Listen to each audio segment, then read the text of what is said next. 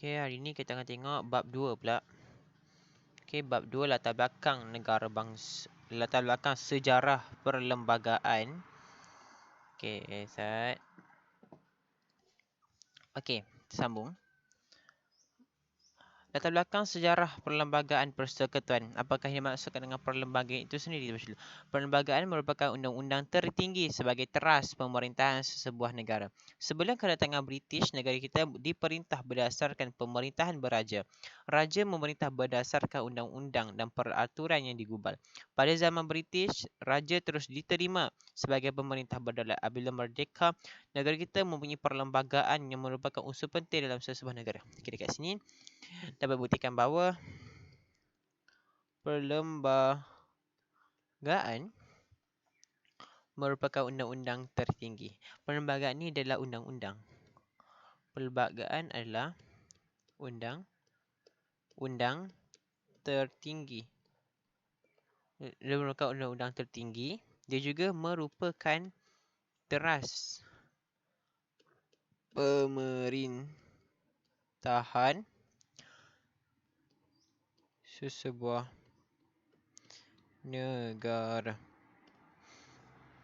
Sebelum kita tengok dulu.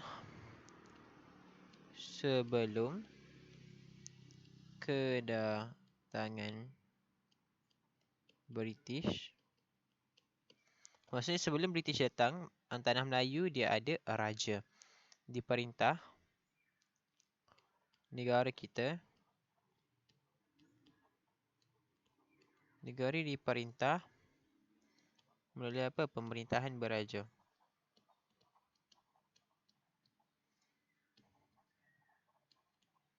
Pemerintahan beraja. And raja ni dia ikut apa? Raja mestilah dia memerintah berdasarkan undang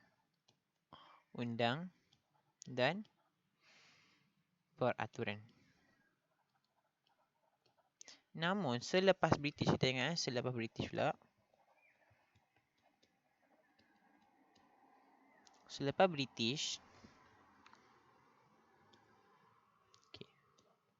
raja diterima lagi. Raja diterima.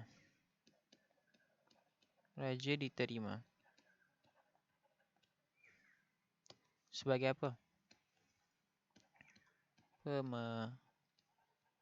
Pemerintahan berdaulat. Sebagai pemerintahan berdaulat. Apabila merdeka, negara kita mempunyai perlembagaan yang mempunyai unsur. Raja diterima sebagai pemerintahan berdaulat. Okey, selepas merdeka, lupa tulis lah. Apabila merdeka, selepas merdeka, okey. Dia katakan kat sini negara kita mempunyai perlembagaan yang merupakan unsur. Okey, negara kita ada perlembagaan.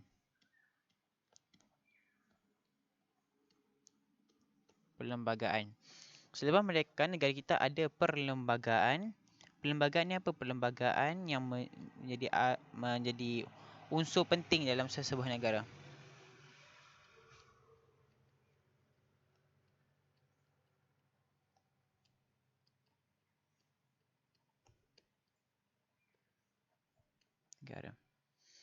Perlembagaan dia merupakan undang-undang tertinggi dan teras pemerintahan sesebuah negara. Sebelum datang British, negara kita diperintah berdasarkan pemerintahan beraja yang berdasarkan undang-undang dan peraturan yang digubal lah. Okey, selepas kedatangan British, silap. Okey, kedatangan British.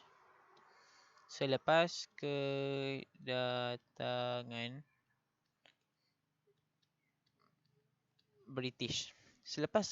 British. Raja diterima sebagai pemerintahan berdaulat.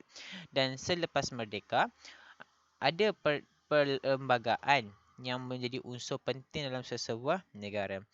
Okey, next kita tengok pula. Okey, kita tengok. Okey, asas perlembagaan. Okey, asas perlembagaan. Perlembagaan persekutuan berdasarkan nilai tradisi Kesultanan Melayu dan kemudiannya beberapa prinsip undang-undang Inggeris disesuaikan dengan nilai tempatan. Okey, kita tengok dulu asas okey sebelum ni. Okey, yang pertama asas Kita tahu asas dulu. Ni asas je kita kena tahu bahawa perlembagaan persekutuan, okey, perlembagaan persekutuan dia berdasarkan dua benda, iaitu nilai tradisi, okey, nilai tradisi Kesultanan Melayu dan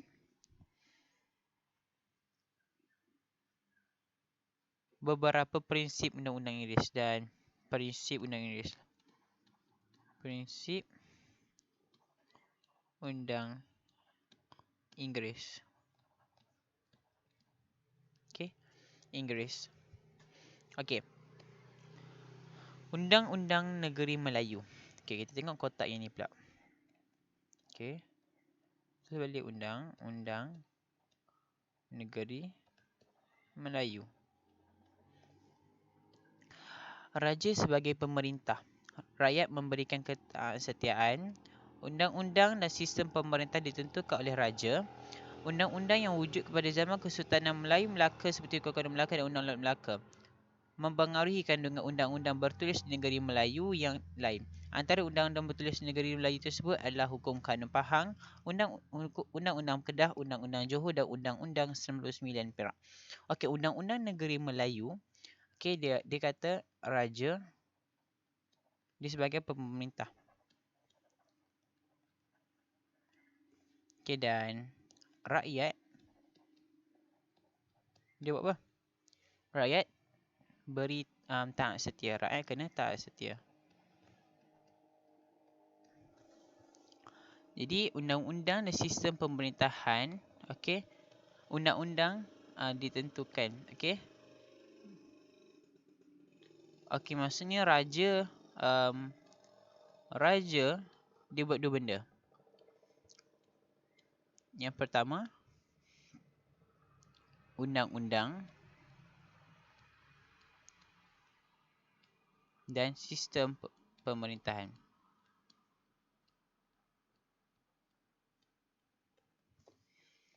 Dan undang-undang yang telah wujud pada waktu zaman Kesultanan Melayu Melaka, zaman KM lah saya tulis Kesultanan Melayu Melaka. Kesultanan Melayu Melaka, okey, ada dua undang-undang kita belajar itu. Ada dua undang-undang waktu form 4 kot belajar dah. Iaitu Hukum Kanun Melaka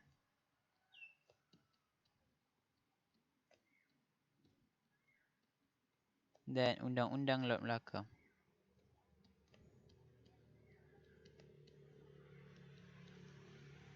Undang-Undang Laut Melaka. Dipengaruhi, maksudnya mempengaruhi. Undang-undang ni dia mempengaruhi undang-undang yang wujud di negeri lain. Contohnya apa? Dekat situ dia tulis Hukum Kanun Pahang kan. Dia tulis Hukum Kanun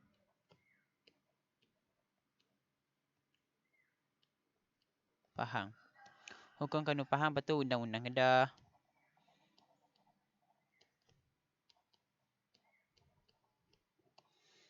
Lepas tu Undang-Undang Johor.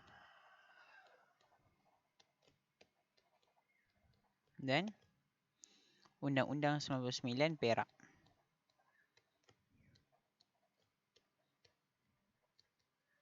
Maksudnya dekat Kesultanan Melayu Melaka ada, kita katakan, ada Hukum Kanun Melaka dan Undang-Undang Melaka. Undang-undang ini mempengaruhi pembentukan, kita kata mempengaruhi kandungan. Mempengaruhi kandungan. Mempengaruhi kandungan undang-undang di tanah Melayu. Okey. Jadi asas perlembagaan persekutuan kita katakan ia berdasarkan nilai tradisi Kesultanan Melayu dan prinsip undang-undang Inggeris. Undang-undang negeri-negeri Melayu, kita tahu raja sebagai pemerintah dan rakyat memberikan taat setia. Dan raja ni dia buat dua benda, iaitu raja memperkenalkan raja menentukan, okey. Okey, sebab kat sini undang-undang dan pemerintahan ditentukan oleh raja. Kesultanan Melaka dia ada dua undang-undang, iaitu Hukum Kanun Melaka dan Undang-Undang Laut Melaka. Undang-undang inilah yang mempengaruhi kandungan undang-undang di negeri-negeri tanah Melayu seperti Hukum Kanun Pahang, Undang-Undang Kedah, Undang-Undang Johor dan Undang-Undang 99 Perak. Okay, next kita tengok pula ini. Okey. Undang-undang di negeri-negeri Melayu mengalami perubahan demi perubahan selaras dengan perkembangan masyarakat sehingga kemunculan dan pengenalan undang-undang dari barat sekitar awal pada abad 19. Okey, maksudnya dekat sini pada abad 19, okey, pada abad ke-19, okey, undang-undang, okay, kita katakan undang-undang di negeri-negeri Melayu, okey, NNM ni negeri-negeri Melayu. Okey, saya faham undang-undang ni negeri-negeri Melayu.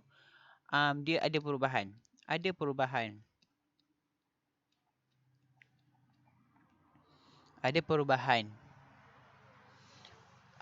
Sebab apa? Okey. Allah, silap internetnya. Sebab dia selaras dengan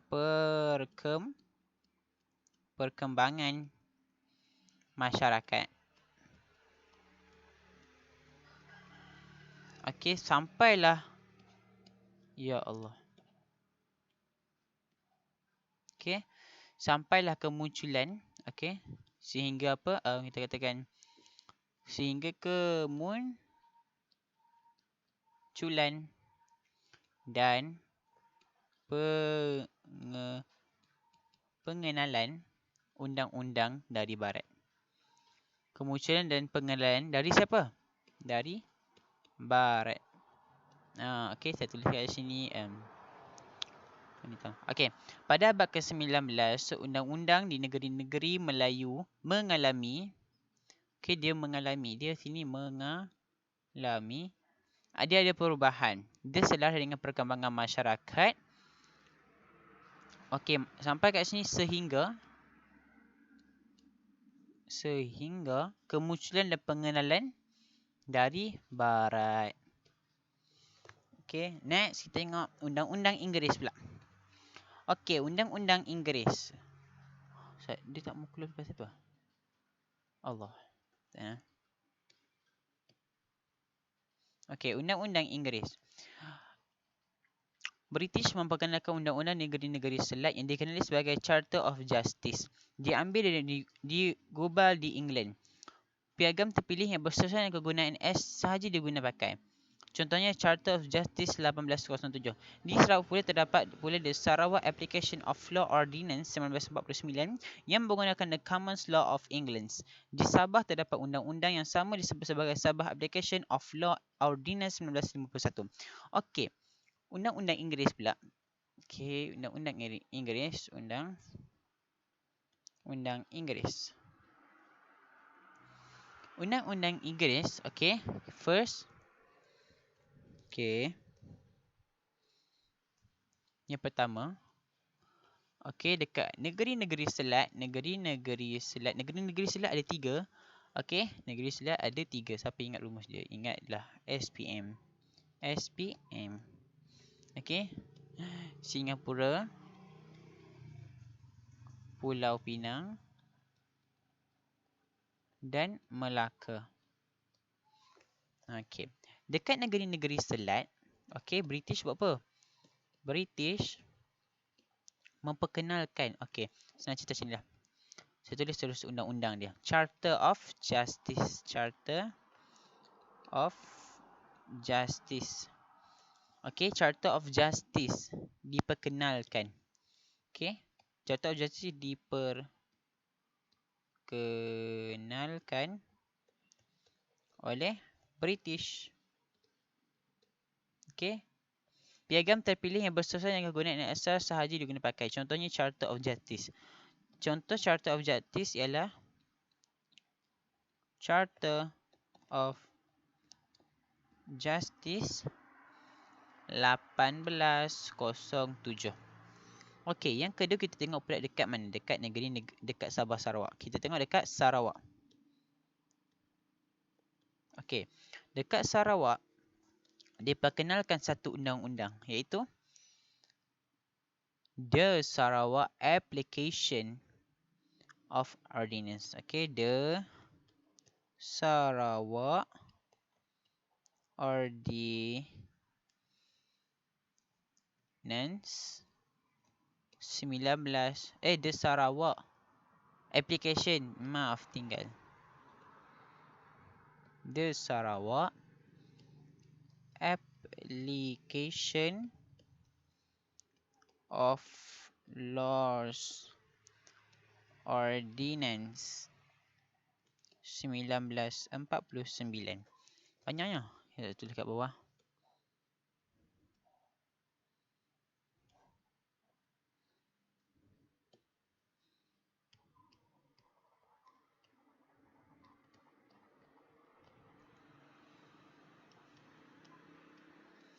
Okay, dekat Sarawak ada undang-undang yang dikenali sebagai The Sarawak Application of Law Ordinance 1949, menggunakan dia ambil daripada The Common Law of England.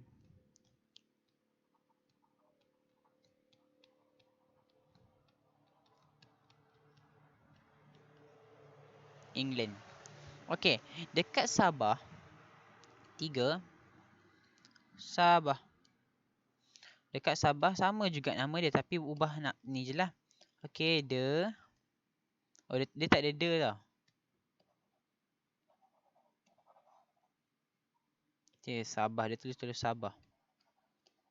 Sabah Application of Law.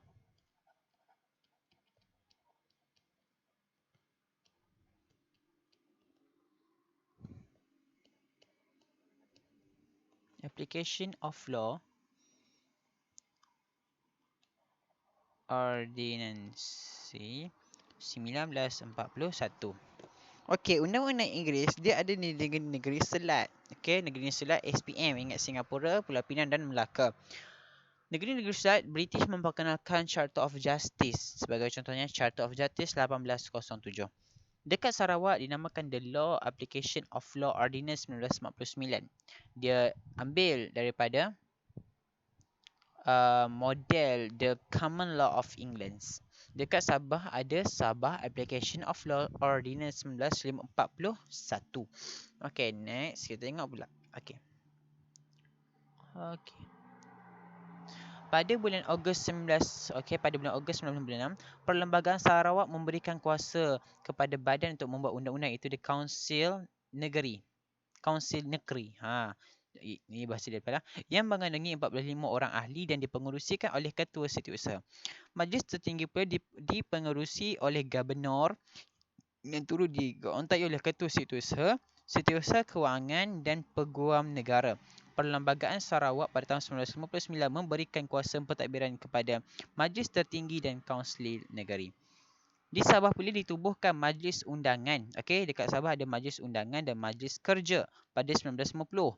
Majlis Undangan memberikan kuasa kepada Gubernur untuk menggubal undang-undang dalam pemerintahannya. Okey. Terus Okey, kita tengok dekat Sabah. Sarawak dulu, Sarawak.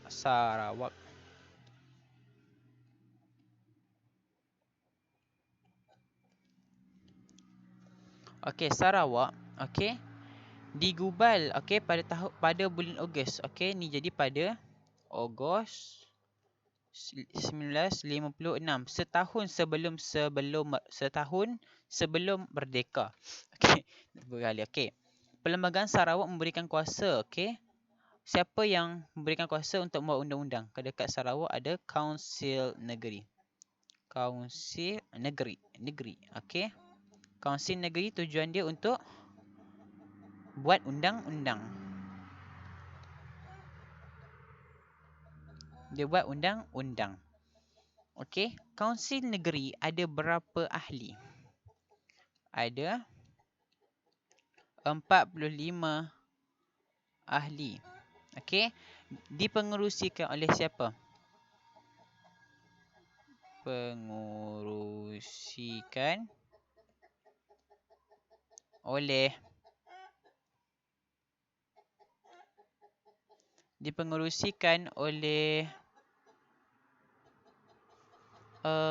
Ketua Setiausaha. Maaf lambat.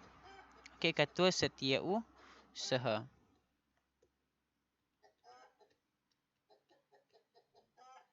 Okey. Dipengerusikan oleh Ketua Setiausaha. Okey. Majlis tertinggi pula dipengerusikan. Okey, dia ada satu lagi majlis iaitu Majlis Tertinggi. Okey, sana. Okey. Dekat Sarawak lagi ada satu majlis iaitu Majlis Tertinggi. Majlis tertinggi ni dipengerusikan oleh Governor. Okey.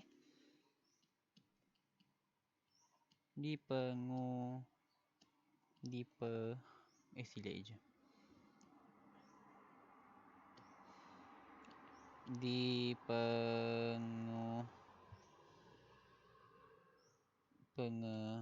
Pengerusikan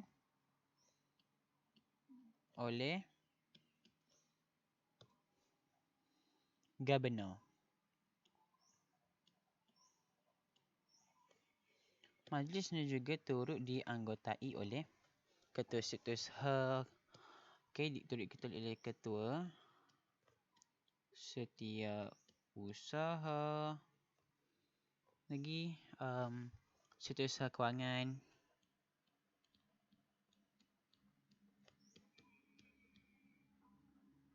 Setiausaha Kewangan dan Peguam Negara.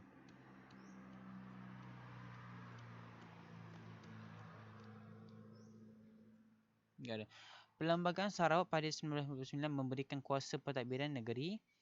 Okey, Sarawak ditadbir oleh dekat sini memberikan kuasa pentadbiran kepada Majlis Tertinggi dan Kaunsil Negeri. Okey, pada tahun Ogos 1956. Okey. Ni pada tahun 1956, tapi pada tahun 1959 kuasa pentadbiran ada dua, iaitu Majlis Tertinggi. Maaf silap tulis. Majlis Tertinggi dan Kaunsil Negeri. Kaunsil Negeri dia mengetuai, dia beri dia ada kuasa pentadbiran.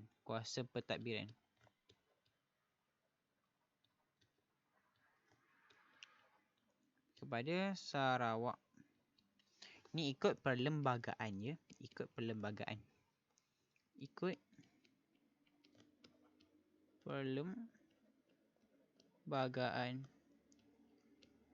Sarawak. Okey, yang tu dekat Sarawak. Dekat Sabah. Okey, tak muat dah ni. Okey, tak biasa tulis. Sabah. Dia ada Majlis Undangan. Sabah ada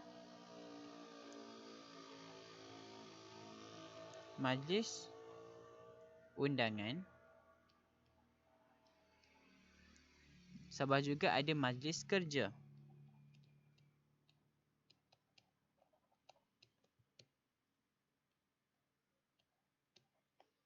Majlis Kerja pada tahun 1959. Pada tahun 1950, maaf.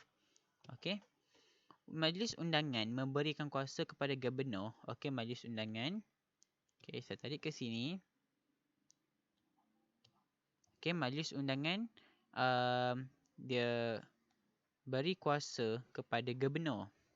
Kita bagi kuasa kepada Governor. Okey. Dia beri kuasa Governor untuk apa? Untuk gubal undang-undang.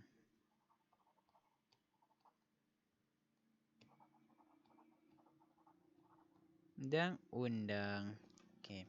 Selesai Sarawak. Dekat Sarawak pada tahun Ogos 1956, Sarawak ada dua, iaitu Kaunsil Negeri dan Majlis Tertinggi. Kaunsil Negeri dia diberikan kuasa untuk membuat undang-undang. Kaunsil Negeri ada 45 ahli dan dipengerusikan oleh Ketua Setiausaha. Majlis Tinggi pula dipengerusikan oleh Gubernur. Dianggotai oleh Ketua Setiausaha, Setiausaha Kewangan, Peguam Negara.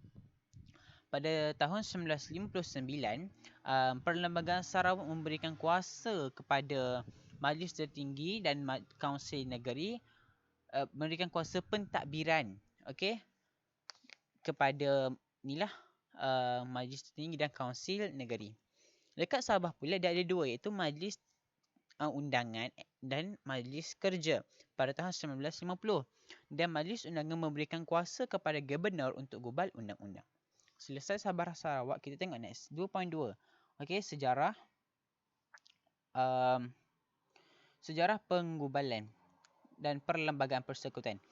Sejarah penggubalan persekutuan bermula pada 1877 hingga 1957. Pembentukan undang-undang sesebuah negara dilakukan bagi yang sah dalam perundangan. Di Malaysia, badan perundangan dinamakan Parlimen yang berkuasa penuh membentuk undang-undang negara. Sejak negara mencapai kemerdekaan, ahli parlimen memainkan peranan meminda perlembagaan bagi menegakkan kedaulatan negara. Sebagai rakyat, kita perlu menghargai jasa pemimpin yang berusaha mengekalkan kedaulatan negara. Di negeri-negeri Selat terdapat Charter of Justice yang melindungi penduduk. Okey, sementara itu pembentukan undang-undang di negeri-negeri Melayu dimulai oleh Majlis Negeri Perak. Okey, senang cerita. Dekat sini sejarah penggubalan undang-undang, okey, Perlembagaan Persekutuan, dia bermula, okey. Kita kat sini Perlembagaan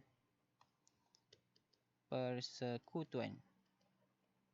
Perlembagaan Persekutuan, okey, dia bermula pada bila? Pada tahun 1877 hingga 1957. Okey. Dekat Malaysia dinamakan Parlimen. Parlimen dia ada,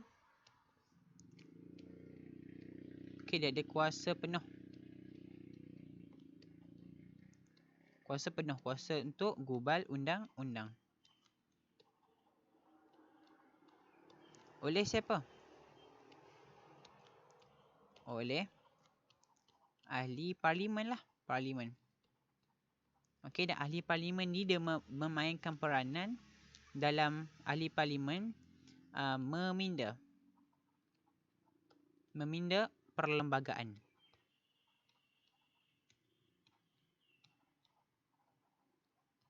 Meminda perlembagaan untuk apa?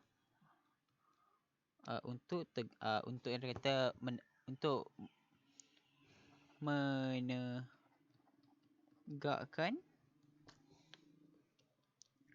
kedaulatan negara. Okey. Dekat negeri-negeri Selat, okey, di negeri-negeri Selat, Charter of Justice kan, Charter of Justice. Okey, Charter of Justice ada ni untuk apa? Untuk lindungi penduduk. Manakala dekat negeri-negeri Melayu, okey, saya tulis N, negeri-negeri Melayu, okey, undang-undang, okey, undang-undang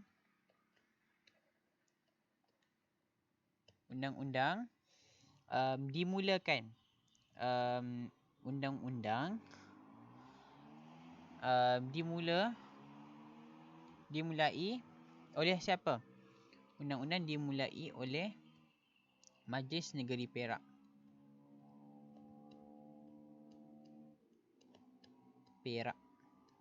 Perak merupakan negeri pertama yang menggubal ataupun yang membentuk undang-undang. Okey, jadi kita ingat balik, Perlembagaan Persekutuan dia bermula pada 1877 hingga 1957. Dan parlimen di Malaysia, parlimen adalah kuasa penuh dalam mengubah undang-undang. Oleh siapa? Undang-undang dibuat oleh ahli parlimen. Ahli parlimen ni dia meminda perlembagaan bagi menegakkan kedaulatan negara. Dekat negeri-negeri Selat ada Charter of Justice yang melindungi penduduk. Dekat negeri-negeri Melayu pula, undang-undang dia pembentukan undang-undang. Okay? Saya tulis kat sini pembentukan undang-undang. Okay? Kat sini pembentukan undang-undang dia mulai oleh Majlis Negeri Perak. Okey. Tengok. Ni pada tahun 18 okey. Yang pertama kita ingat tahun pada 1877. Kita baca dulu. Mesyuarat pertama Majlis Negeri Perak pada tahun 1987 yang dipengerusikan oleh Raja Muda Yusof menjadi titik tolak kepada pembentukan undang-undang negara. Majlis Negeri Perak berperanan untuk mengubah undang-undang bagi negeri Perak. Kemudian peranan yang sama dimainkan oleh semajlis negeri-negeri di tanah Melayu yang lain. Okey, maksudnya pada tahun 1877, okey, diadakan mesyuarat majlis. Okey. Okey, diadakan mesyuarat. Oleh siapa? Mesyuarat diadakan oleh Majlis Negeri Perak. Okey, Majlis Negeri Perak dipengerusikan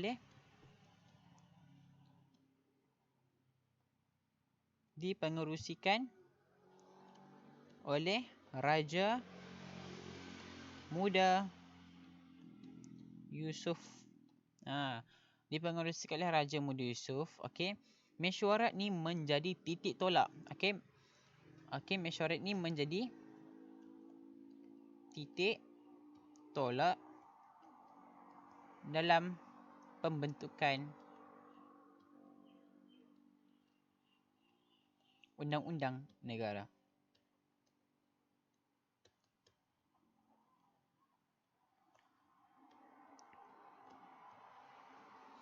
Okey, Majlis Negeri Perak berperanan untuk menggubal undang-undang bagi negeri Perak. Okey, maksudnya dekat Perak yang gubal undang-undang adalah Perak, yang gubal undang-undang adalah Majlis Negeri Perak lah.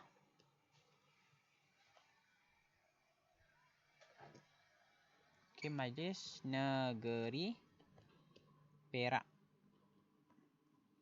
Okey, Perak. Okey, Majlis Negeri Perak dia berperanan dalam gubal undang-undang. Okey, Majlis Negeri Perak dia gubal undang-undang untuk negeri dia lah. Gubal undang-undang untuk negeri dia sendiri. Okey, dan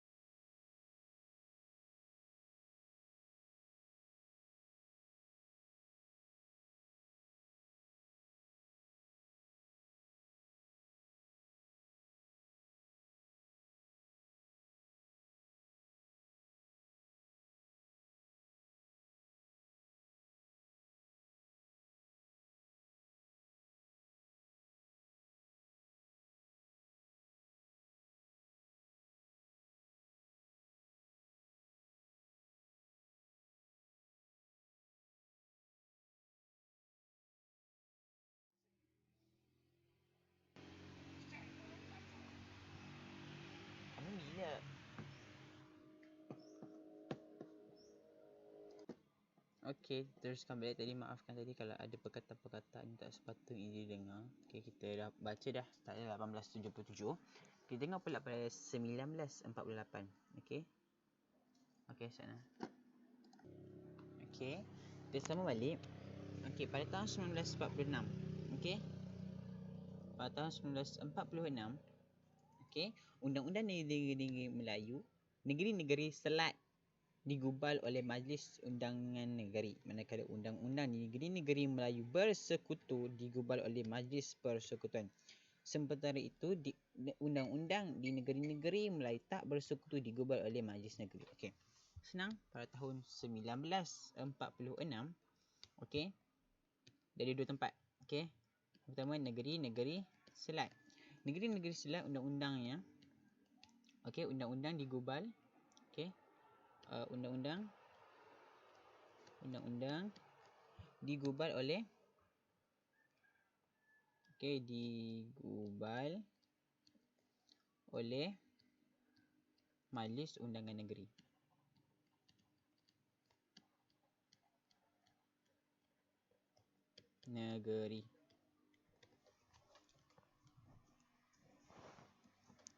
Dekat negeri-negeri Melayu Bersekutu, negeri-negeri Melayu Bersekutu, undang-undang,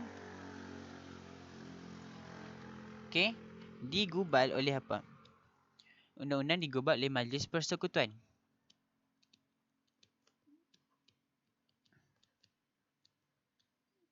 Undang-undang di negeri-negeri Majlis Bersekutu digubal oleh Majlis Persekutuan. Dan negeri-negeri Melayu Tak Bersekutu, okey, undang-undangnya, okey, undang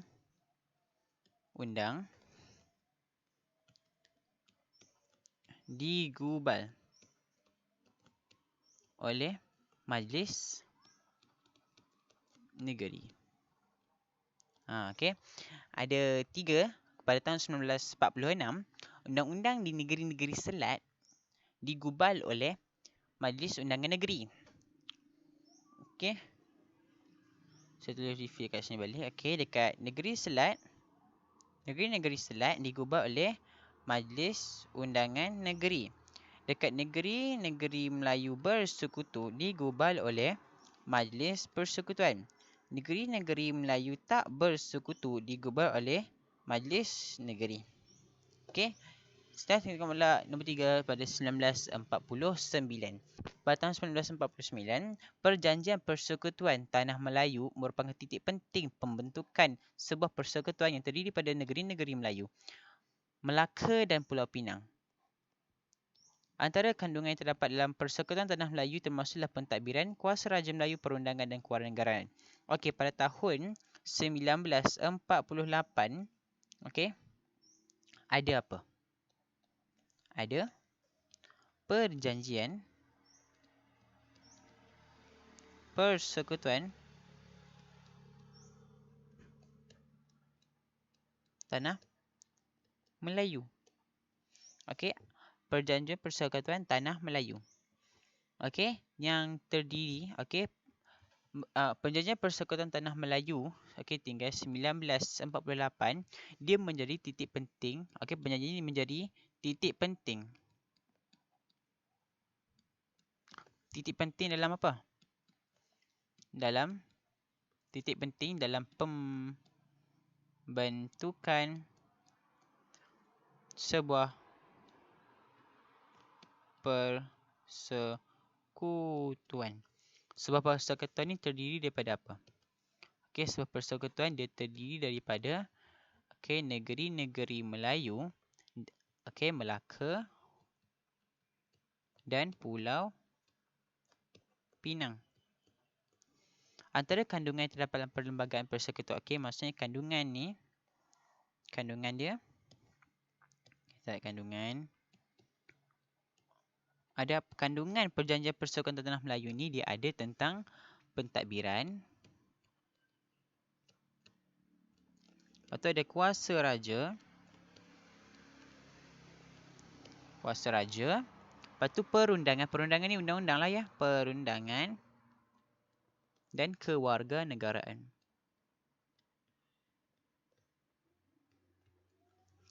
kewarganegaraan. Kandungan dia ada pentadbiran, kuasa raja,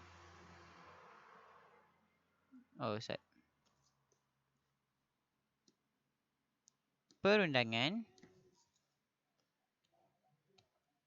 dan kewarganegaraan. Selesai bab tu, kita tengok pula yang kita ulang balik. Pada tahun 1948 berlakunya perjanjian Persekutuan Tanah Melayu. Dia merupakan titik penting dalam pemerintahan sesebuah persekutuan yang terdiri daripada negeri-negeri Melayu, Melaka dan Pulau Pinang. Kandungan dia ada dari segi pentadbiran, kuasa raja, perundangan dan kewarganegaraan. Pada tahun 1957, pada tahun 1957, Suruhanjaya Perlembagaan ini dikenali sebagai Suruhanjaya Perlembagaan Persekutuan Tanah Melayu atau namanya Suruhanjaya Red. Perlembagaan Persekutuan Tanah Melayu disesuaikan oleh model Westminster yang diambil dari Britain. Perlembagaan ini berkuat kuasa sejurus selepas kemerdekaan pada 31 Ogos 1957. Perlembagaan ini menjadi asas perlembagaan negara kita pada masa hari ini. Maaf. Pada tahun 1957, waktu merdeka ni, Suruhanjaya Perlembagaan dinamakan sebagai Suruhanjaya Perlembagaan. Nama dia yang panjang Suruhanjaya Perlembagaan Persekutuan Tanah Melayu. Ataupun nama dia Suruhanjaya Red.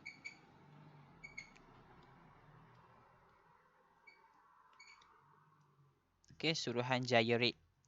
Suruhanjaya Red kita tahu dianggotai bukan dalam ahli negara kita, tapi dianggotai oleh contohnya sebagai ketua-ketua hakim, ketua-ketua peguam-peguam lah daripada luar negara, bukan dalam negara. Dia ikut apa? Dia ikut model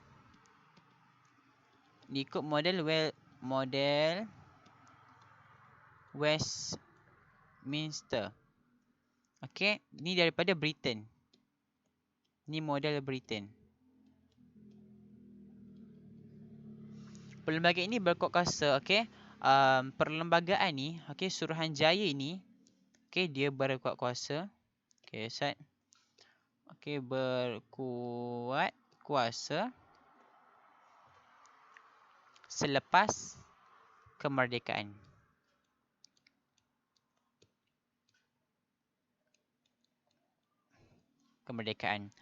Pada bila? Kita akan teringat tarikh kemerdekaan gila kan? Pada tahun 31 Ogos 1957. Perlembagaan ini juga menjadi asas kepada perlembagaan negara. Dan kita tarik ke bawah. Suruhanjaya Red ini juga dia menjadi asas kepada perlembagaan negara pada masa hari inilah. Dan kita ingat pada tahun 1957, suatu Suruhanjaya Perlembagaan, kita ingat Suruhanjaya Red, senang, ringkas. Suruhanjaya Red ditubuhkan, disesuaikan mengikut model Westminster daripada Britain. Model ini dia berkuat kuasa, atau bukan model, kita kata perlembagaan ini dia berkuat kuasa selepas kemerdekaan pada 31 Ogos 1997. Dan model Suruhanjaya Red ni juga dia menjadi asas kepada perlembagaan negara kita pada masa kini. Next. Kenapa dia dua? Ni 5. Ni. 5 perkara terma rujukan utama dalam Perjanjian Persekutuan 57. Kita baca saja. Yang pertama, kerajaan persekutuan yang kukuh. Yang kedua, menjamin kedudukan raja-raja Melayu. Yang ketiga, menjamin kedudukan istimewa ni orang Melayu dan kepentingan kaum lain. Yang keempat, Parlimen adalah mengandungi 2 dewan, iaitu Dewan Rakyat dan Dewan Negara. Dewan Rakyat ni terdiri pada ahli parlimen lah. Dewan Negara ni terdiri pada ahli parlimen, menteri-menteri yang dilantik, senator-senator yang dilantik. Dan yang kelima, kewarganegaraan yang sama. Next, kita tengok pula 2.3 ciri-ciri Perlembagaan persekutuan. Ciri-ciri perlembagaan persekutuan merupakan kita belajar dah tadi, perlembagaan merupakan peraturan tertinggi dan panduan dalam sistem pemerintahan negara. Perlembagaan mempunyai dua utama, iaitu tradisional dan moden, yang diperlukan bagi kestabilan serta kemajuan negara. Okey, Ustaz. Sorry. Okey, kita tulis kat sini kita tulis dulu pasal perlembagaan. Perlembagaan ni apa? Perlembagaan adalah P. P ni apa? Peraturan tertinggi. Dan P ni apa? P ni adalah panduan juga. Panduan dalam pentadbiran negara. Negara. Okey, ciri tradisional. Kita tengok yang pertama, iaitu kesultanan atau pemerintahan beraja. Okey.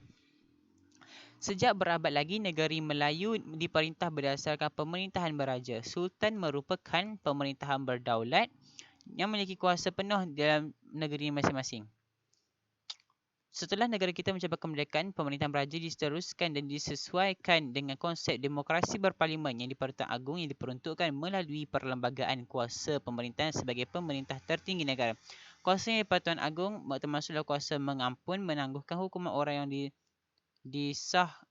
disabitkan kesalahan oleh mahkamah. Baginda juga mempunyai kuasa untuk membuat pelantikan bagi jawatan kuasa utama negara. Pada peringkat negeri, raja merupakan kuasa negeri. Pada baginda terletak pada kuasa eksekutif yang dilaksanakan bagi melalui nasihat raja, majlis mesyuarat negeri. Raja mempunyai kuasa mengampun dan menangguhkan hukuman kepada mereka yang disabitkan kesalahan oleh mahkamah pelantikan jawatan kuasa negeri. Raja dikenali sebagai tonggak kehormatan dan keadilan yang membolehkan baginda mengurniakan anugerah penghormatan dan bidang kehormat kepada individu yang terpilih. Okey, berdasarkan sini panjang-panjang, kita ingat sikit je lah. Okey, yang pertama dia berdasarkan pemerintahan beraja. Ini tradisional lah. Pemerintahan beraja. Pemerintahan beraja. Okey. Sejak abad lagi, waktu zaman negeri Melayu lagi, diperintah berdasarkan pemerintahan beraja. Okey, Sultan merupakan pemerintah berdaulat dan memiliki kuasa penuh terhadap negeri masing-masing. Okey, setelah negara kita mencapai kemerdekaan, ini kita tengok aspek sebelum merdeka. Tak faham tak? Okey, saya tulis penuh lah. Okey, sebelum merdeka. Okey, kita tengok pada aspek sebelum merdeka. Okey, kita kena tahu bahawa Sultan pemerintah berdaulat. Sultan ni dia ada kuasa, dia pemerintah berdaulat.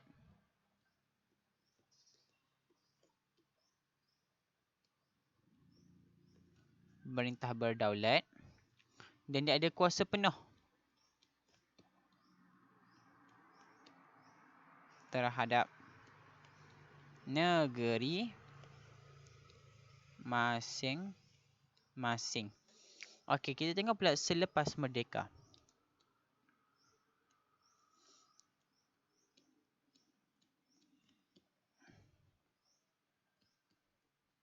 Selepas merdeka, okey, pemerintahan raja diteruskan, tetapi dia ikut apa? Disesuaikan. Pemerintahan raja ada. Okey, kita tulis pemerintahan beraja diteruskan, okey, dan disesuaikan dengan konsep demokrasi berparlimen. Okey, pemerintahan beraja ada, tapi dia menggunakan konsep raja berperlembagaan. Okey, ingat raja, Malaysia mengamalkan konsep raja berperlembagaan.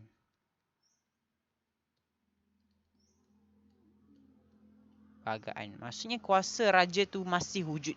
Okey. Pemerintahan beraja ni, okey, kita katakan pemerintahan beraja ni, okey, disesuaikan dengan demokrasi berparlimen.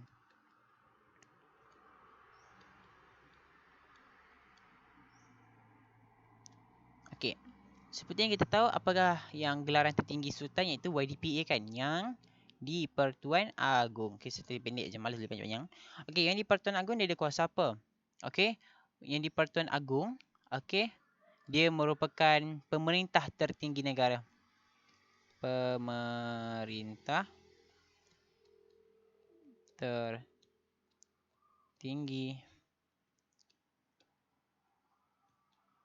negara. Yang di Pertuan Agong dia merupakan pemerintah tinggi negara, dan yang di Pertuan Agong ni dia ada kuasa.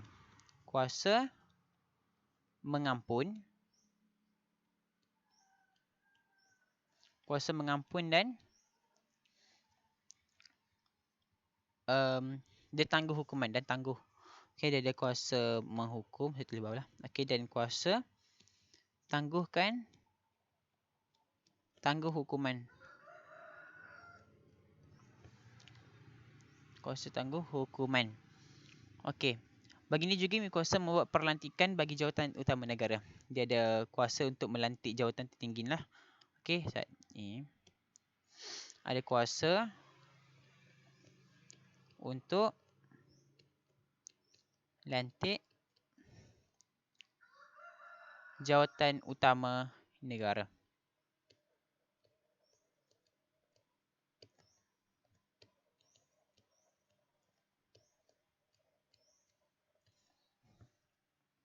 Negara. Pada peringkat negeri, okey, ni YDP ini pada peringkat yang besar, yang di peringkat utama lah. Pada peringkat negeri pula, okey, negeri, raja merupakan ketua negeri. Okey, Ustaz. Okey, negeri, okey, jadi istilah raja. Raja ni apa? Raja adalah ketua negeri. Ketua negeri. Pada baginda terletak kuasa eksekutif yang dilaksanakan melalui Majlis Mesyuarat Negeri. Raja mempunyai kuasa mengampun. Okey, dia ada sama je dengan YDPA ni. Mahkamah serta pelantikan jawatan mana utama negeri. Raja dikenali sebagai tonggak kehormatan dan keadilan yang membolehkan baginda.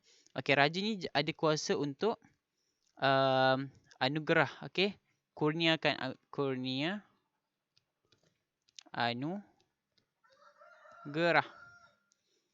anugerah penghormatan, okey, dan bintang kehormat. Penghormatan, bintang darjah kebesaran lah. Bintang kehormat. Okey, bintang kehormat. Bintang kehormat. Okey. Ciri tradisional. Okey, kita faham dulu perlembagaan ni dia merupakan peraturan tertinggi dan kita katakan panduan dalam pentadbiran negara. Okey.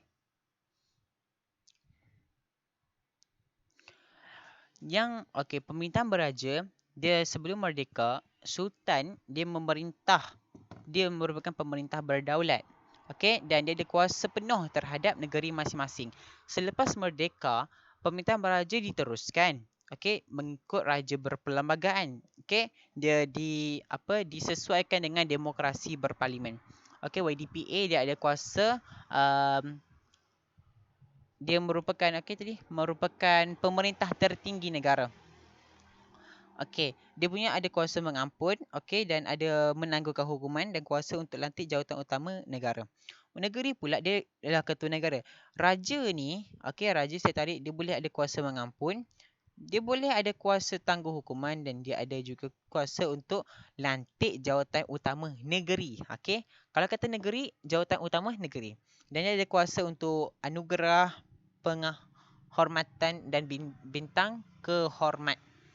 Okey, kehormatan. Kehormat saja. Next kita tengok ciri tradisional yang kedua, iaitu agama Islam. Agama Islam. Okey, sorry. Okey. Perlembagaan berkaitan dengan agama Islam merupakan antara ciri tradisional. Pada zaman British,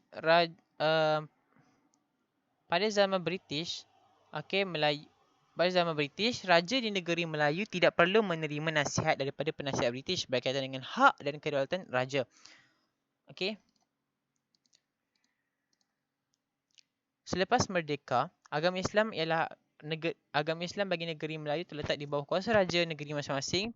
Bagi wilayah persekutuan dan negeri tidak beraja, perkara ini terletak di bawah kuasa Yang di-Persekutuan Agung. Okey, kita kena tahu. Yang kedua, kita tengok Sat. Okey, Sat. Nombor 2. Okey, sana. Okey. Dekat agama Islam, ciri tradisional agama Islam. Okey, peruntukan pelbagai berkaitan agama Islam merupakan antara ciri tradisional. Okey, kita tengok pada zaman British. Okey, pada zaman British. Okey, pada zaman British. Okey, raja-raja Melayu. Okey, dia tak perlu terima nasihat.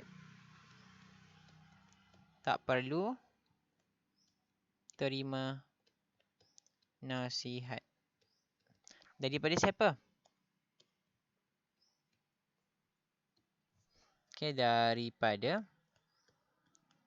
pegawai British. Okey, raja-raja Melayu tidak perlu menerima nasihat daripada pegawai British. Okey, berkenaan apa? Berkenaan tentang okey, tak bukan kat sini. Okey, tak perlu terima nasihat ni dia berkenaan tentang apa? Dia berkenaan tentang hak dan kedaulatan raja, okey.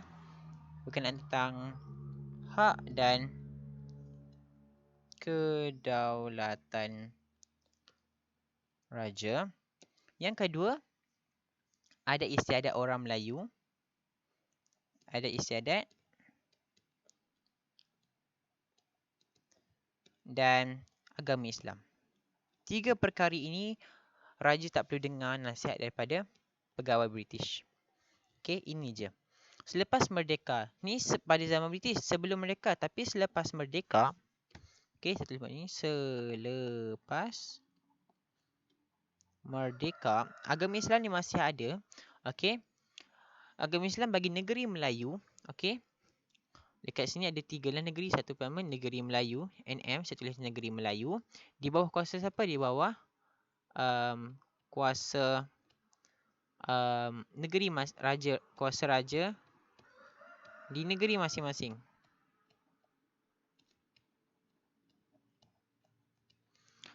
Kuasa raja masing untuk apa? Untuk jaga agama Islam. Okey, kedudukan.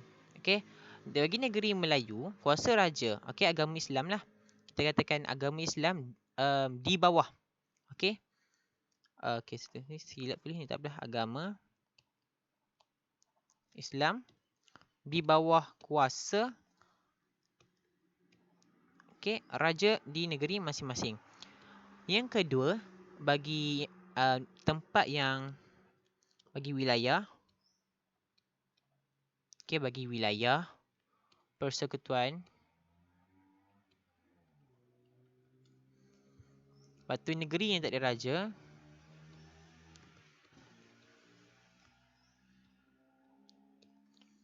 raja, okey, agama Islam di bawah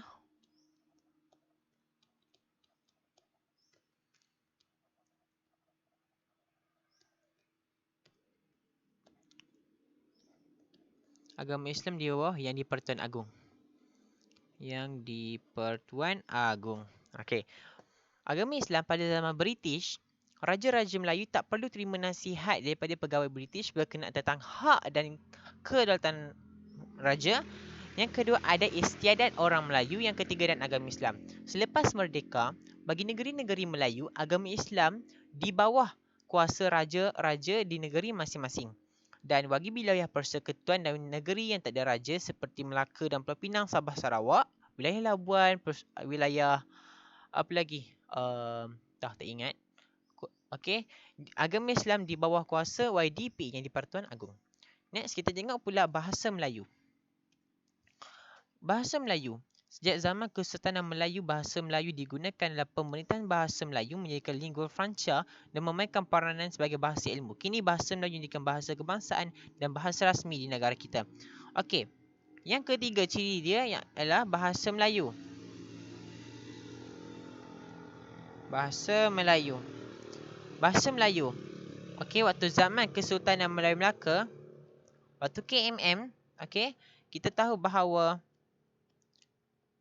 bahasa Melayu ni apa? Bahasa Melayu adalah bahasa lingua franca. Okey, bahasa Melayu ni first digunakan, okey, digunakan dalam pentadbiran. Dan bahasa Melayu ni juga sebagai bahasa lingua franca. Lingua franca. Dan memerankan peranan dalam bahasa ilmu. Dan bahasa ini juga dikenali sebagai bahasa ilmu. Sekarang, okey. Dan pada zaman sekarang pula, okey, bahasa Melayu jadi apa? Bahasa Melayu. Okey, bahasa Melayu jadi sekarang ni dijadikan sebagai bahasa kebangsaan dan sebagai bahasa rasmi. Okey, bahasa rasmi.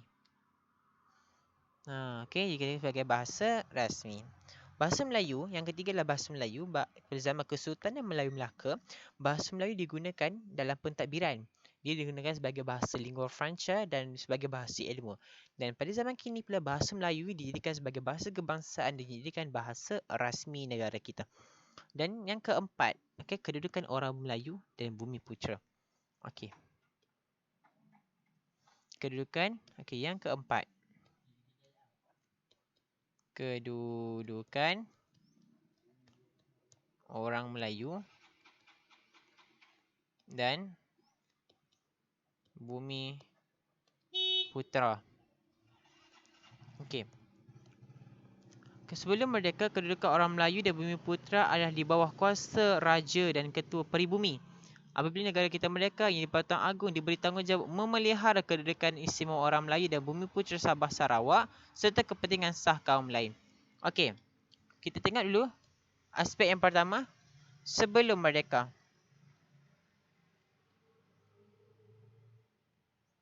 Sebelum merdeka, okey, kedudukan orang Melayu di bawah, okey. Sebelum merdeka, kita katakan kedudukan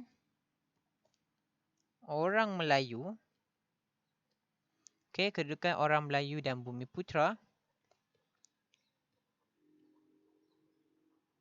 okey, di bawah kuasa siapa? Okey, kedudukan orang Melayu dan Bumi Putera di bawah kuasa YDPA, yang di-Pertuan Agong. YDPA silap. Tu yang sekarang silap. Di bawah kuasa raja,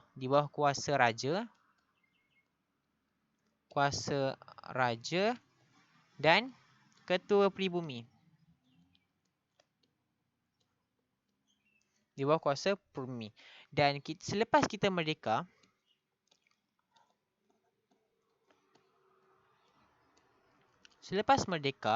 okey, kedudukan istimewa orang Melayu dan Bumi Putera, okey, selepas merdeka, okey. Ya, okey, itulah yang iaitu YDPA tadi. YDPA dia jaga apa? Dia jaga banyak benda sekarang ni.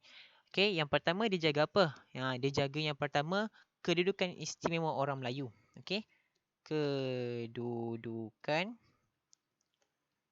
istimewa orang Melayu. Yang kedua, dia jaga kedudukan istimewa orang Melayu. Dia jaga apa? Dia jaga Bumi Putera pula. Kedudukan, okey, silap. Okey, dia jaga kedudukan Bumi Putera. Kedudukan Bumi Putera. Yang ketiga dia jaga apa? Okey. Kepentingan sah kaum lain.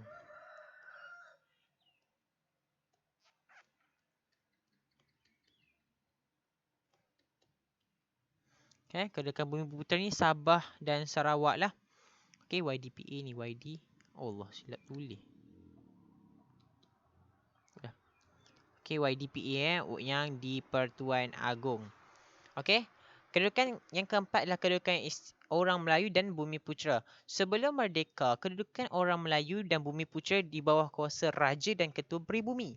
Selepas merdeka, YDPA yang di Pertuan Agong dia jaga tiga benda, iaitu kedudukan keistimewaan orang Melayu, kedudukan Bumiputera Sabah Sarawak dan kepentingan sah kaum lain. Okey.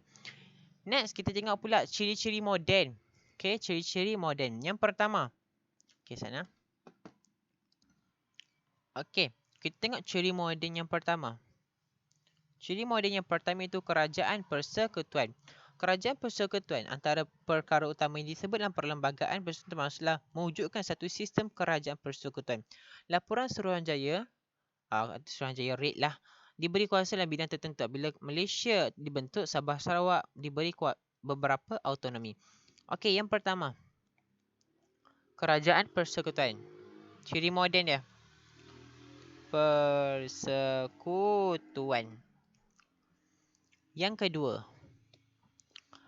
Okey, kerajaan persekutuan disebut dalam perlembagaan. Okey, dikatakan mewujudkan satu sistem kerajaan persekutuan. Okey, dia disebut, okey, kerajaan persekutuan ni disebut dalam perlembagaan persekutuan.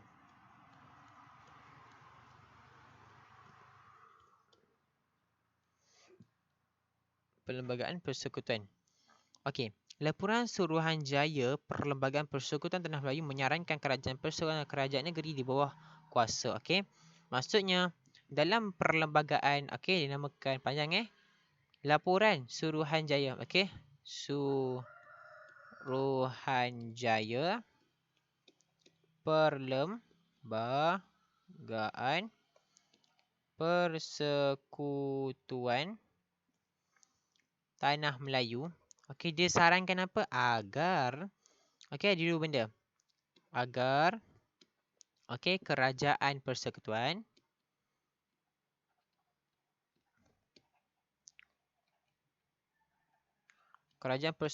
dan kerajaan negeri,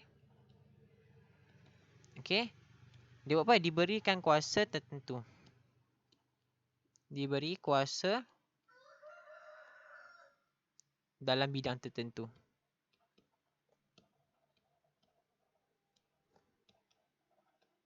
Dalam bidang tertentu. Dan selepas Malaysia dibentuk, okey, selepas Malaysia dibentuk, okey, Sabah Sarawak ada kuasa autonomi.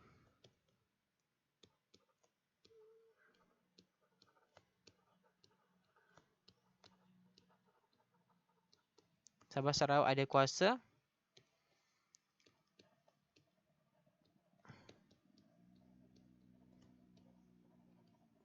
autonomi.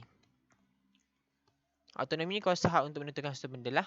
Okey, yang pertama ciri moden ialah kerajaan persekutuan. Kerajaan persekutuan ni disebut dalam perlembagaan persekutuan. Laporan Suruhanjaya Perlembagaan Persekutuan Tanah Melayu, dia menyarankan agar kerajaan persekutuan dan kerajaan negeri diberikan kuasa dalam bidang tertentu. Okey, contohnya dalam bidang tertentu. Selepas Malaysia dibentuk, Sabah dan Sarawak diberikan kuasa autonomi. Kita tengok yang kedua. Ni yang ketiga tau. Okey, kita tengok yang kedua. Okey, dia ni sikit tak apalah. Yang kedua, sistem demokrasi berparlimen. Perlembagaan persekutuan memperuntukkan sistem demokrasi di Malaysia. Asas kepada demokrasi adalah pilihan raya umum. Pada tahun 1995. Tujuan utama pilihan raya adalah untuk memberikan kebebasan kepada rakyat memilih wakil pemimpin dan menubuhkan kerajaan. Bagi menentukan pilihan raya, dengan adil, tubuhlah satu jawatankuasa iaitu Suruhanjaya Pilihan Raya SPR. Bagi bertanggungjawab untuk menjalankan pilihan raya. Pilihan raya persekutuan memilih wakil membentuk kerajaan persekutuan. Pilihan raya negeri mewakil untuk membentuk kerajaan negeri. Okey, yang kedua iaitu sistem demokrasi berparlimen.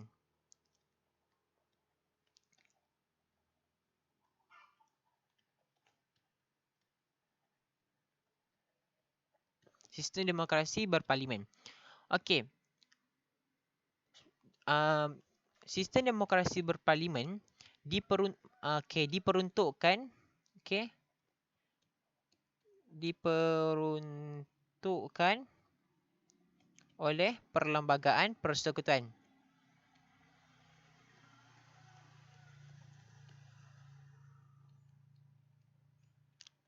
Perlembagaan Persekutuan.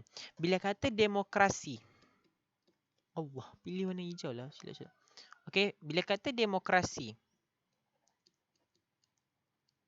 asas demokrasi adalah okey,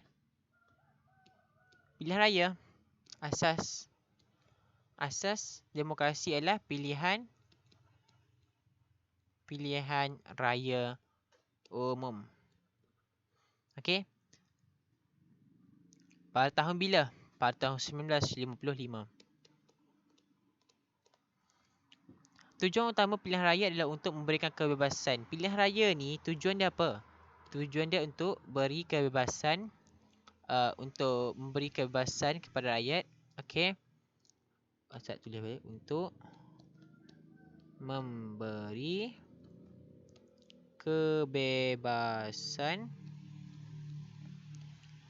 kepada rakyat. Untuk apa? Memilih wakil pemimpin. Untuk pilih wakil pemimpin. Dan kita katakan untuk pilih wakil pemimpin dan tubuhkan kerajaan. Menubuhkan kerajaan. Okey, bagi menentukan pilihan raya dengan adil, okey, satu suruhanjaya ditubuhkan, itu SPR. Okey, nak tulis ke? Tulislah ya. Okey kan? SPR ialah Suruhanjaya Pilihan Raya.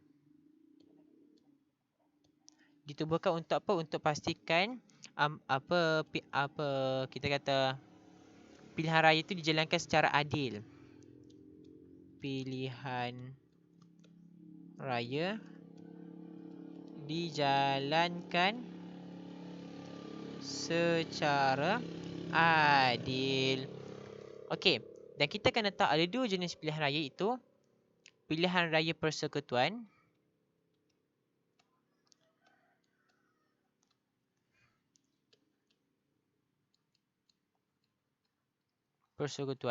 pilihan raya persekutuan untuk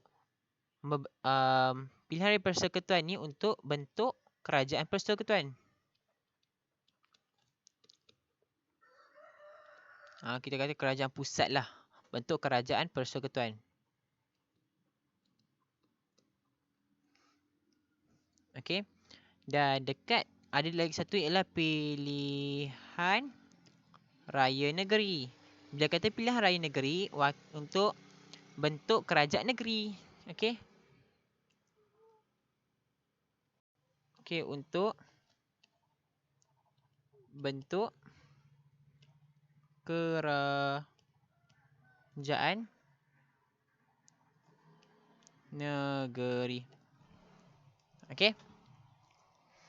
Selesai nombor 2, kita tengok nombor 3 balik. Kita back balik. Okey. Yang ketiga iaitu kewarganegaraan. Okey, kewarganegaraan Persekutuan Tanah Melayu diperkenalkan pada tahun 1948 melalui Perjanjian Persekutuan Tanah Melayu. Sebelum itu, tidak terdapat satu kewarganegaraan yang sama bagi sesebuah negara. Rakyat dikategorikan sebagai rakyat raja dan terdapat juga penduduk yang mendapat kerakyatan British sekiranya dilahirkan di Melaka atau Pulau Pinang. Kemerdekaan Tanah Melayu dan pembentukan Malaysia melahirkan taraf kewarganegaraan yang sama kepada rakyatnya. Okey, yang ketiga iaitu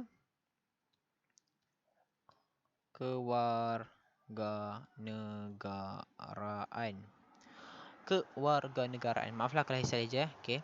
Kewarganegaraan. Okey, perlembagaan kewarganegaraan diperkenalkan pada tahun. Okey, kewarganegaraan diperkenalkan pada 1948 melalui perjanjian. Okey, diperkenalkan pada tahun 1948 melalui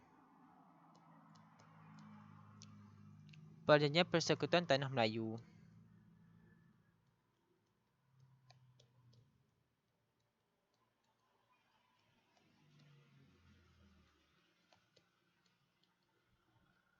Tanah Melayu. Okey, sebelum itu tidak terdapat satu kewarganegaraan yang bersifat sama. Okey, dulu ada rakyat raja. Okey, bila kata rakyat raja, okey, dulu ada rakyat. Okey, maaf pakai pen lain. Dulu ada okey, rakyat raja dan rakyat British. Bila kata rakyat raja, okey, rakyat raja dia katakan rakyat penduduk tetaplah, penduduk di tanah itu sendiri. Rakyat British ni dia orang yang lahir di Melaka dan Pulau Pinang. Tak, Melaka dan Pulau Pinang atau Pulau Pinang atau Pulau Pinang.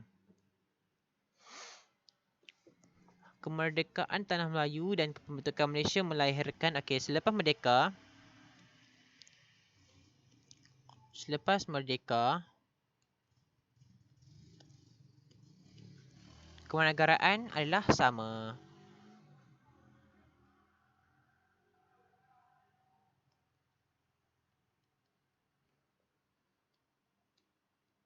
Adalah sama. Okey, bagi yang ketiga, ciri moden yang ketiga itu adalah kewarganegaraan. Kewarganegaraan diperkenalkan pada tahun 1948 melalui Perjanjian Persekutuan Tanah Melayu. Okey, rakyat raja, okey, rakyat tetaplah penduduk asal. Saya tulis ni penduduk asal.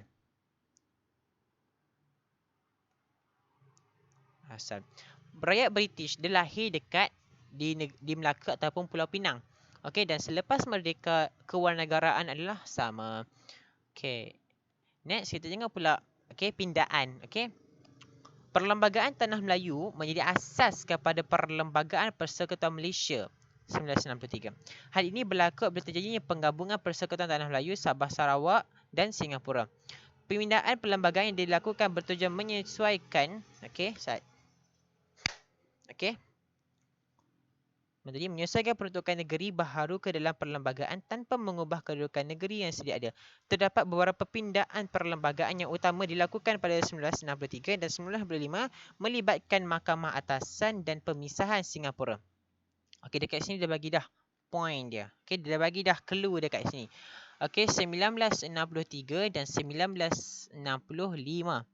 Okey, 1963 dia melibatkan tentang mahkamah atasan. Dan 1965 dia melibatkan tentang pemisahan Singapura. Okey, kita baca ni. Okey, Perlembagaan 1963. Okey, Perlembagaan Persekutuan Tanah Melayu dipinda selepas pembentukan Malaysia. Pindaan yang dibuat adalah dengan cara memasukkan klausa baharu pada bahagian tertentu bagi menyesuaikan dengan keperluan semasa. Terdapat 3 perkara yang berlaku dalam pindaan Perlembagaan 63.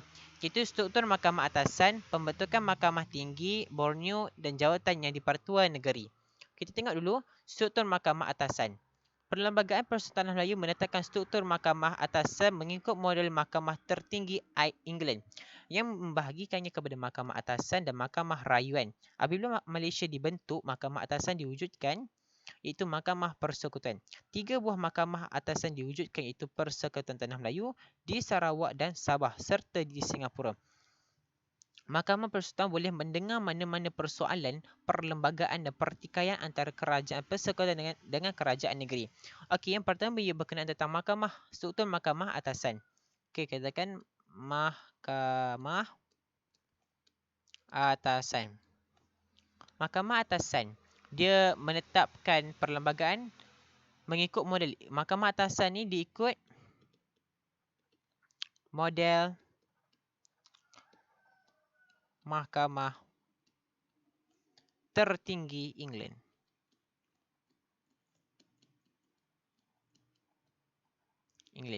Yang membahagikan kepada Mahkamah Atasan dan Mahkamah Rayuan. Dia ada 2, iaitu okey, Mahkamah Atasan dan Mahkamah Rayuan. Rayuan. Saya sila je.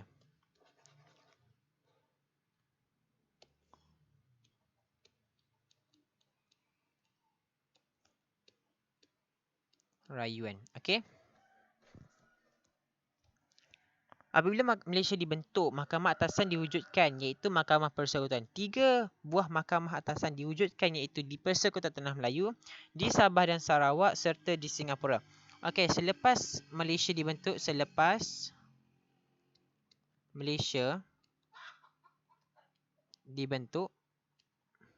okey. Saya ni je. Okey. Selepas Malaysia dibentuk, ada 3 mahkamah. Iaitu dekat 3 lah, iaitu Persekutuan Tanah Melayu, Sabah Sarawak dan Singapura. Okey. Ada warna hijau pula. Ke sana. Ada Mahkamah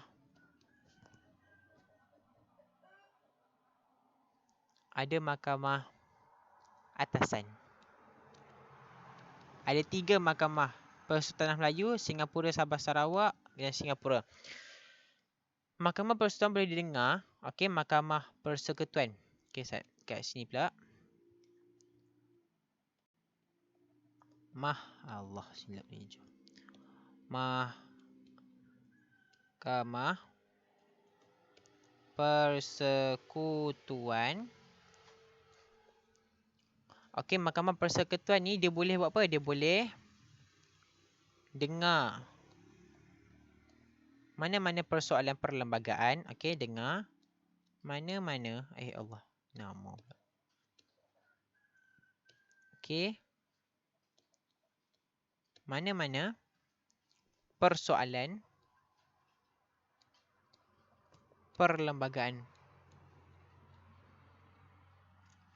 Okey, dan pertikaian antara kerajaan. Pertikaian antara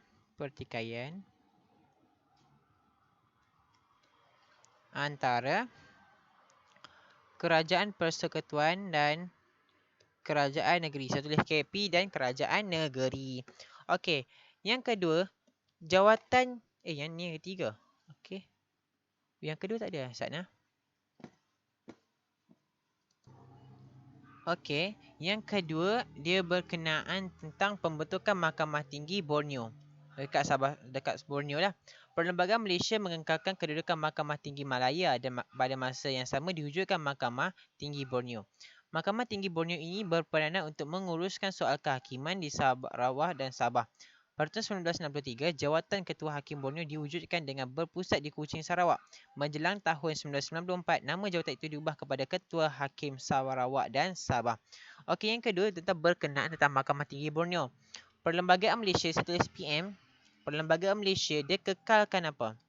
Dia kekalkan kedudukan Mahkamah Tinggi Malaya,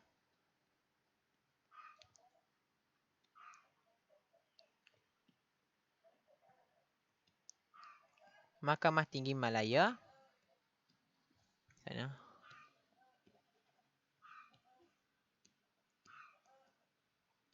Mahkamah Tinggi Malaya dan pada yang sama diwujudkan Mahkamah Tinggi Borneo. Okey. Allah. Oi, silap. Okey. Dalam pada yang sama, masa yang sama diwujudkan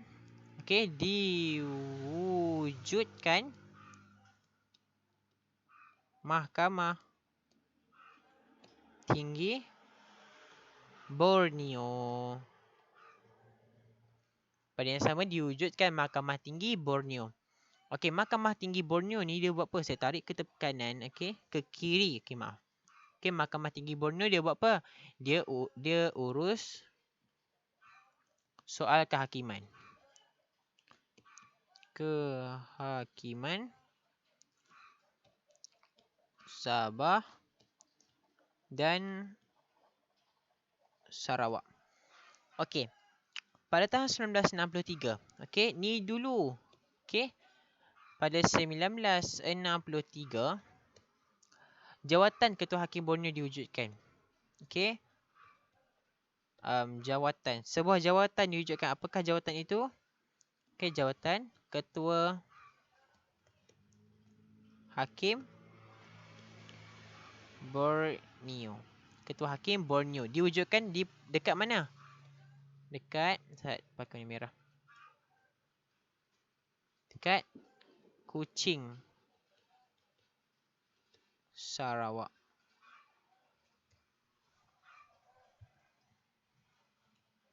Okey.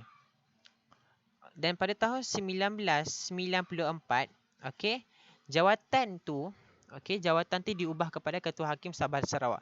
Kan dulu ada jawatan, okey, Ketua Hakim Borneo, diubah kepada, okey, saya cuba ubah nama, diubah, okey, kepada apa jawatan itu? Ketua Hakim Sabah dan Sarawak. Okey, ni nombor 2 berkenaan tentang pembentukan Mahkamah Tinggi Borneo. Okey, Perlembagaan Malaysia dia mengekalkan kedudukan Mahkamah Tinggi Malaya, dan pada yang sama diwujudkan Mahkamah Tinggi Borneo yang berperanan menguruskan soal kehakiman Sabah dan Sarawak. Pada tahun 1963, sebuah jawatan ditubuhkan iaitu Ketua Hakim Borneo yang berpusat di Kuching, Sarawak. Dan pada tahun 1994, okey, Ketua Hakim Borneo, namanya jawatannya diubah kepada Ketua Hakim Sabah dan Sarawak. Selesai nombor 2, kita tengok nombor 3 pula. Okey, jawatan yang di-Pertua Negeri. Jawatan yang di-Pertua Negeri, YDPN. Okey. Apabila Malaysia dibentuk, Sabah Sarawak diketuai oleh Yang di-Pertua Negeri yang dilantik oleh Yang di-Pertuan Agong. Dalam menjalankan tugasnya, Yang di-Pertuan Negeri perlu mengikut nasihat Majlis Tertinggi bagi Sarawak dan Kabinet Negeri bagi Sabah. Okey. Jawatan Yang di-Pertua Negeri, YDPN. Okey. YDPN ni Malaysia dibentuk diketuai, okey, sistem mengetuai Sabah dan Sarawak. Okey. Dia mengetuai Sabah dan YD ni YD tau, bukan YP. Tengok macam YP lah kan. YD Okey, YD. Dia mengetuai Sabah dan Sarawak. YDPN dilantik oleh siapa? Dilantik oleh YDPA. Allah.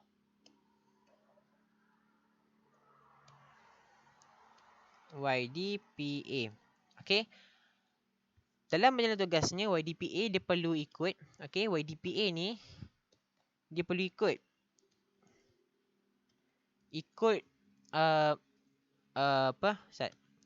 peranan dia perlu ikutlah. Dalam menjalankan tugasnya, YDPA perlu mengikut nasihat, okey. Dia perlu ikut nasihat. Ikut nasihat. Okey, ada 2. Yang pertama, bakal menunggulah. Majlis Tertinggi.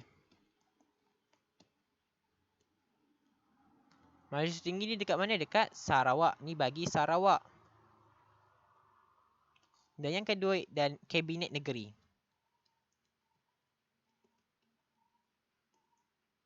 Bagi Sabah. Okey. Yang ketiga itu jawatan YDPN. Okey.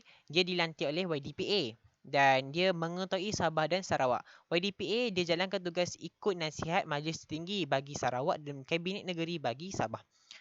Dan ini pindaan perlembagaan oleh Malaysia pada tahun 1995. Tunku Abdul Rahman Putra Al-Haj, okey, selaku Menteri, Perdana Menteri, membawa dan minda perlembagaan yang dinamakan Pindaan Singapura di Parlimen pada 7 Ogos 1965.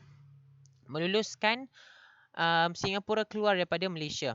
Oleh itu, semua perkara berkaitan dengan Singapura dimansuhkan. Sebagai contohnya, immigration, kewangan, hubungan luar negara dan pertahanan. Okey, pada tahun 1965. Nak ingat macam mana? kita buat keluar 5 ni kan. Macam S, ingatlah Singapura. Okey.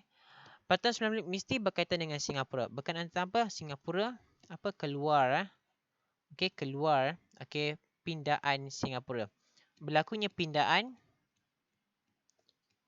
Singapura. Okey. Siapa buat usul? Usul dibawa oleh Tunku Abdul Rahman lah pada nombor 3 tu. Tunku Abdul Rahman. Okey. Pada tahun 1965, berlakunya pindaan Singapura, usul dibawa oleh Tunku Abdul Rahman yang parlimen, okey, dan pada akhirnya, okey, Allah. Okey, parlimen meluluskan. Pada akhirnya parlimen meluluskan usul. Parlimen meluluskan usul. Usul apa? Untuk apa? Untuk Singapura keluar daripada Malaysia. Singapura keluar daripada Malaysia.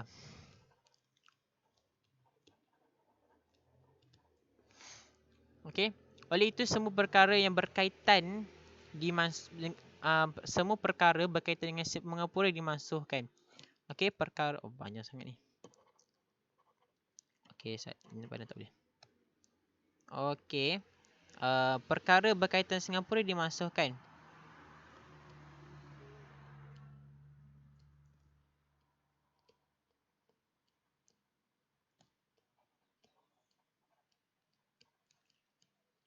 Okey, perkara tu berkaitan dengan apa? Ada 2, 5, 5.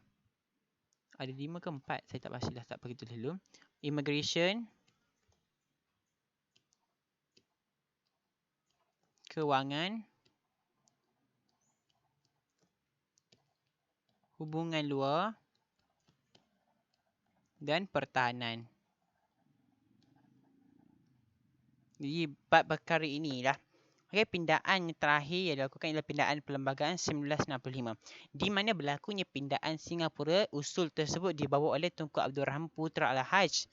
Okey, parlimen meluluskan usul agar Singapura keluar daripada Malaysia dan perkara-perkara berkaitan dengan Singapura seperti immigration, kewangan, hubungan luar dan pertahanan dimansuhkan. Okey.